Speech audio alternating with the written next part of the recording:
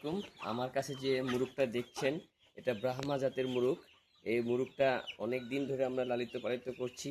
এটির ওজন প্রায় 5 কেজি। আপনারা দেখতে পাচ্ছেন এটা আমার হাতের কাছে তো অনেক ছোট ছোট মনে হচ্ছে, কিন্তু না, এটা আসলে ছোট না, এটা অনেক বড়।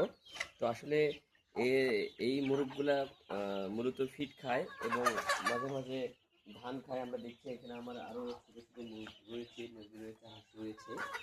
তো আসলে এই মোরগগুলো দেখতে যেমন সুন্দর, তেমনি এর মাংস খুবই সুস্বাদু।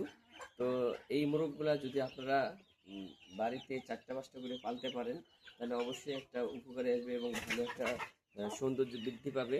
তো আসলে এই মুরগের ভিডিওটা কেমন হয়েছে আপনারা জানাবেন। আসলে এটি অনেক বড়, ভিডিওতে আমি দেখাতে পারছি না, এই দেখতে পাচ্ছেন আমার কাছে ছিল।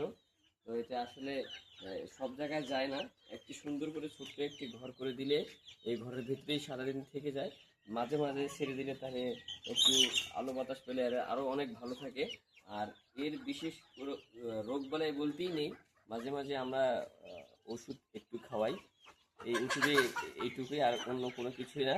আর এমনিতেই যে দেশি মুরগিগুলোর মতো রয়েছে, এই দেশি মুরগিগুলোর মতোই এর চলাফেরা। এই যে এখন দেখতে পাচ্ছেন আমি ছেড়ে দিচ্ছি, এই দেখেন মুরগটা অনেক সুন্দর।